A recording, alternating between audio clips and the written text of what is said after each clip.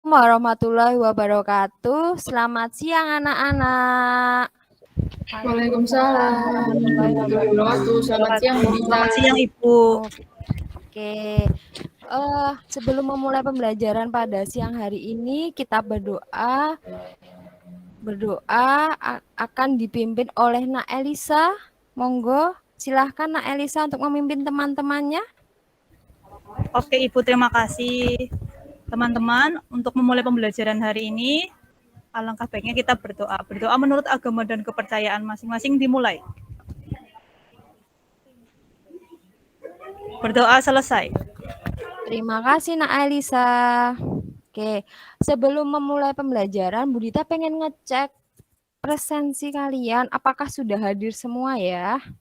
Oke, Nah Anis, ada? Oke, baru belum muncul ya. Nah Awal, ada ya? Hadir, Bu.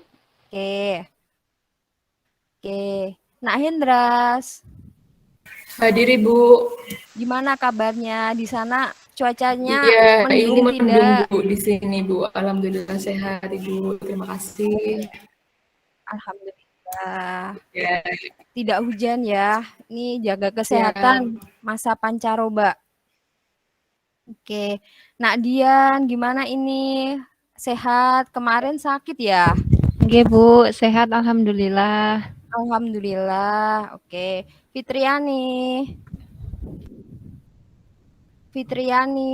Oh, belum ya, belum muncul ya. Oke. Nah, Andi. Hadir, Bu. Oke, hadir. Sehat ya di sana ya. Sudah bahagia. Ya. Sudah makan, jadi lebih semangat lagi. Elvira. Hadir, Ibu. Oke, Hamdiah. Belum juga ya, nampaknya masih izin. Fadrul. Oke, masih sudah. Elisa. Sudah. Oke. Pertemuan apa ya? Sebelum memulai pembelajaran pada siang hari ini, biar tambah semangat, kita nyanyi dulu yuk. Yel. Pernah dengar yel kalau kau suka hati tepuk tangan? Pernah nggak? Oke, bisa ya? Bisa ya, biar lebih semangat lagi ya. Oke. Kalau kau suka hati tepuk tangan. Kalau kau hati tepuk tangan. Kalau kau suka hati, mari kita lakukan. Kalau kau suka hati, tepuk tangan. Udah tambah seger ya, udah melek semua ya, walaupun siang-siang, tapi sudah sudah tambah semangat, seger. Kabarnya juga sehat-sehat semuanya, walaupun hujan, walaupun cuacanya tidak menentu, bisa tambah semangat. Oke, kita masuk ke pembelajaran pada kali ini. Bu Dita akan membahas mengenai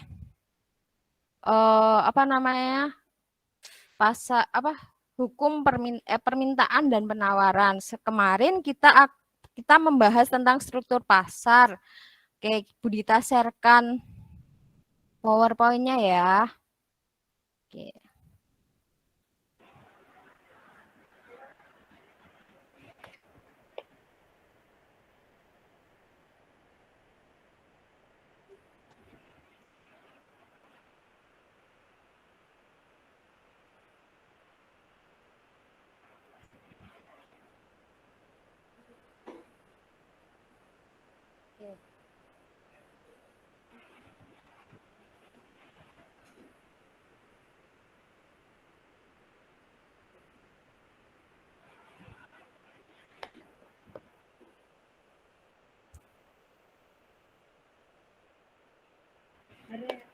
Apa sudah terlihat?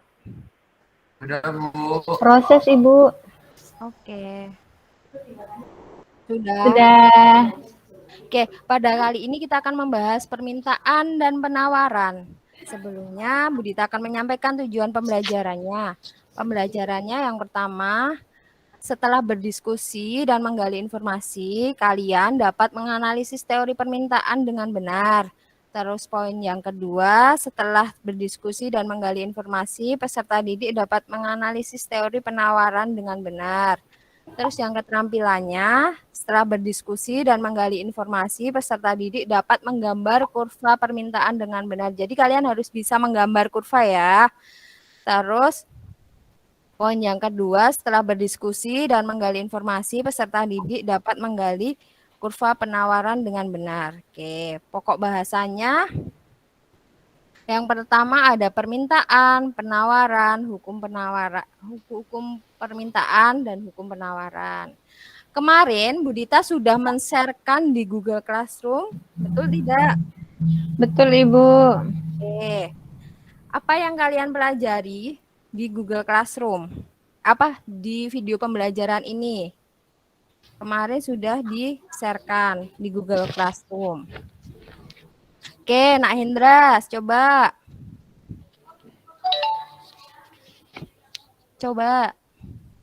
Masih di mute, Nak Hendras.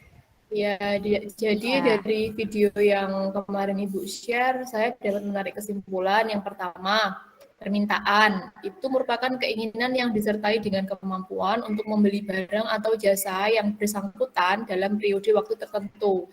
Yang kedua, ada penawaran, yakni sebagai kesediaan produsen atau penjual untuk menjualkan atau menawarkan barang atau jasa kepada konsumen pada berbagai tingkat harga di waktu tertentu. Seperti itu, Ibu. Terima kasih, Nak Hendras. Betul sekali. Beri tepuk tangan buat Nak Hendras. Dapat 10 poin ya, Nak Hendras. Nanti Budita catat. Oke. Selanjutnya kita akan membahas tentang permintaan. Tadi sudah disampaikan oleh Nak Hendras, permintaan itu sebenarnya apa sih? Permintaan itu adalah sejumlah barang yang dibeli atau diminta pada suatu harga dan waktu tertentu. Jadi ketika itu harga barang di waktu tertentu. Jadi ketika harganya berbeda waktu, berarti berbeda permintaannya. Oke. Hubungannya gimana sih antara harga dan jumlah barang yang diminta? Bisa dihubungkan di QD sama dengan F. Gitu. Oke, selanjutnya faktor-faktor yang mempengaruhi permintaan. Misalkan tingkat pendapatan, mungkin kalian belum bekerja ya, tetapi gini, kalian mendapatkan uang saku. Ketika uang saku kalian meningkat, apakah kalian keinginan untuk membeli barangnya meningkat? Nak Dian gimana, suka Shopee? Suka, Ibu, suka belanja saya di Shopee. Iya, kalau dapat uang sakunya meningkat, belanja Shopee-nya meningkat enggak? Meningkat, Ibu. Oke, jadi gitu ya. Jadi semakin banyak dapat uang, ya, semakin banyak pendapatannya kebutuhan. naik, ininya juga naik. Terus ada harga barang lain, ada ukuran pasar. Ukuran pasar. Cina itu suka sekali loh, ke Indonesia, maksudnya target pasarnya Indonesia. Kenapa ya? Skalanya itu besar, ukuran pasarnya besar, skala pasarnya besar. Kenapa skala pasarnya besar? Ada yang tahu? Mungkin orang Indonesia itu konsumtif, Bu. Ya, konsumtif, dan orang Indonesia tuh jumlahnya banyak ya, Bu. Jumlahnya banyak, ya. Makanya jumlah penduduk juga akan mempengaruhi. Kalau jumlah penduduknya banyak, otomatis permintaannya juga banyak. Terus yang berikutnya selera. Nih, misalkan Nak Fadrul sukanya bajunya warnanya apa? Pink, Bu. Pink. Ya. Terus Nadian juga warnanya apa? Pink juga. Kalau saya suka merah, Bu. Oh, beda. Nah, itu nanti misalkan kalau beli baju otomatis juga berbeda ya. Misalkan Nadian sukanya merah, Fadrul juga sukanya malah pink. apa tadi? Nah, itu akan mempengaruhi permintaan. Terus ada perkiraan masyarakat terhadap harga barang di masa depan. Misalkan emas. Yang kalian tahu emas itu harganya semakin meningkat ya. Bisa digunakan untuk Iya, investasi. Bu. Iya. Suka beli emas, Sukanya Nak Hendra? dibelikan, Bu, nggak beli. Aduh. Nanti dibelikan siapa? Nanti orang tuanya. Oke. Sampai di sini ada pertanyaan? Sudah jelas? Bisa Bu. dilanjutkan? Oke. Ini ada kurva permintaan. Gimana cara menggambar kurva permintaan? Yang pertama, kita menentukan garis horizontal dan vertikal. Di vertikal itu P atau price. Horizontalnya Q. Nah, terus kita tentukan titik-titiknya. Jadi kan setiap harga jumlah yang diminta itu juga berbeda. Misalkan di titik A harganya 20.000. Terus jumlah yang diminta 120.000. Titik B harganya 18.000. Jumlah yang diminta 140.000. Titik C 16.000. Jumlah yang diminta 160.000. Titik D 14.000. Jumlah yang diminta 18.000. Titik E 12.000, ini 12.000. Jumlah yang diminta 200.000. Jadi antara harga dan jumlah yang diminta itu berbanding terbalik. Ketika harga naik, itu permintaannya gimana? Turun. Permintaan semakin berkurang, Iya, menurun. turun gitu ya. Gitu, paham ya? Kita Paham, lanjutkan. Oke. Rumus fungsi permintaan. Kita mencari fungsi permintaan itu rumusnya ini. P dikurangi P1 dibagi P kurangi P1 per P2 kurangi P1 dibagi kurangi Q1 dibagi Q2 dikurangi Q1. P1 itu harga awal, Q1 itu jumlah awal, P2 harga perubahan, Q2 itu jumlah perubahan, P2 itu harga perubahan. Oke, kita langsung latihan saja. Oke, di sini ada soal mengenai harga salak. Nah, coba kalian kerjakan. Harga salak awal mulanya 5.000, terus meningkat nih 7.000. Terus jumlah yang diminta gimana? Awalnya 1.000, tapi karena ada kenaikan harga jadi 600. Ada yang mau mencobanya? Coba dihitung dulu. Oke, Elvira. Gimana? Nah, Elvira. Silahkan. Saya coba untuk memasukkan rumusnya dari P dikurangi P1 dibagi harga perubahan dikurangi harga awal ya Bu. Jadi ya.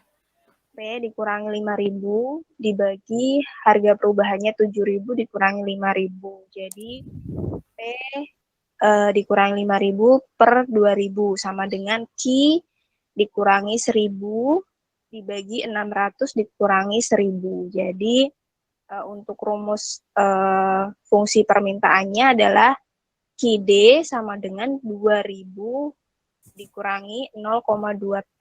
Begitu, Ibu. Ya, betul sekali. Beri tepuk tangan buat Elvira.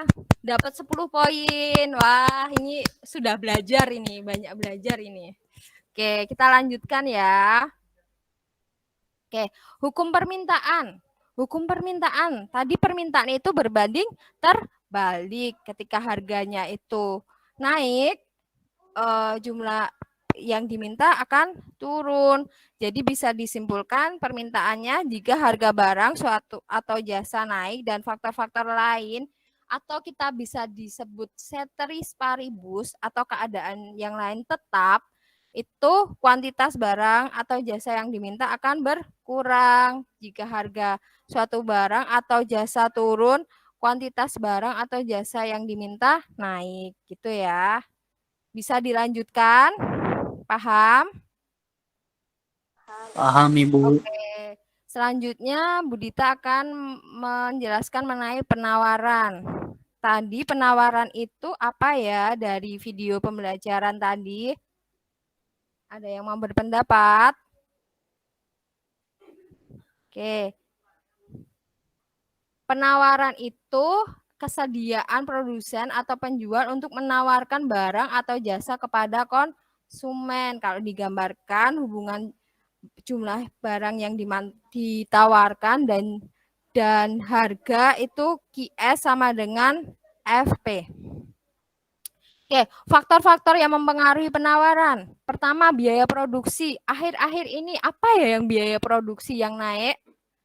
Apa? Bahan bakar, Bu. Betul sekali.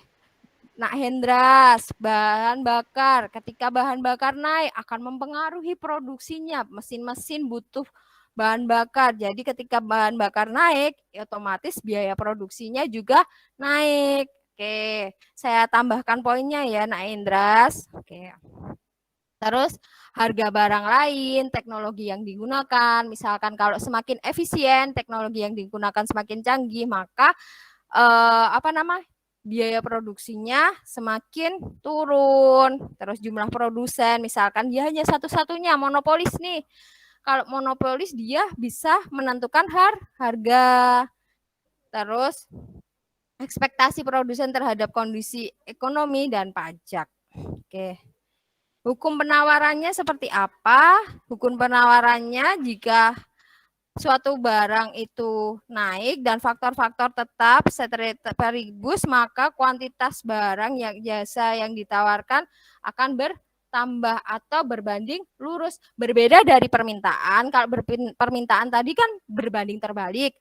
Kalau di hukum penawaran ini berbanding lurus. Kalau digambarkan ini seperti ini kurvanya. Makanya slope dari kurva penawaran itu adalah positif. Nih.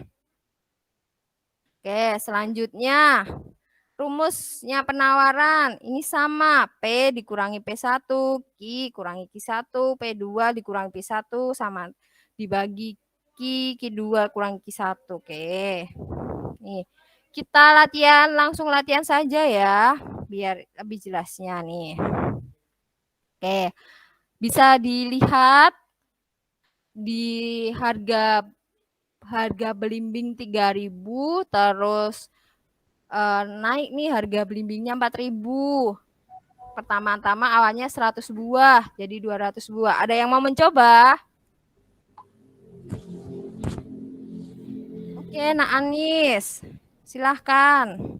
Ya, baik Bu, saya akan mencoba menjawab dari pertanyaan ini.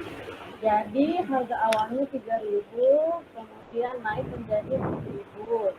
Berarti P dikurang P1 dibagi P2 dikurang P1 bagi P dikurang P1 per P2 dikurang P1.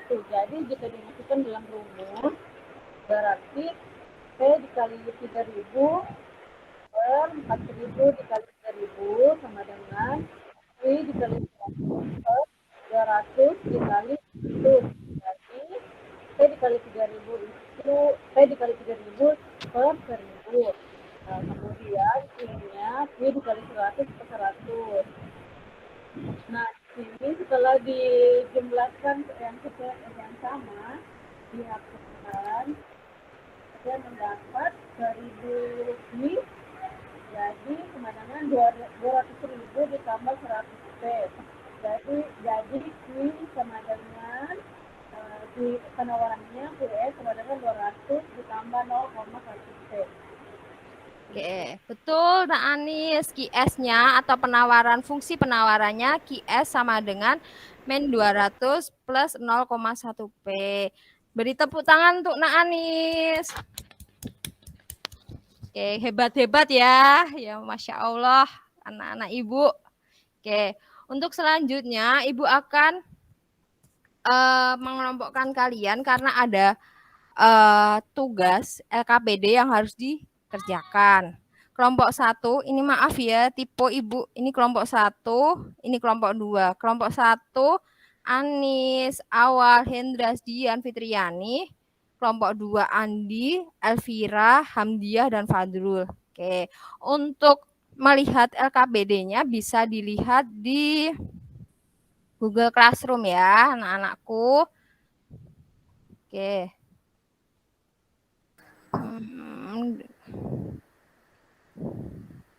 Ini tugas LKPD-nya.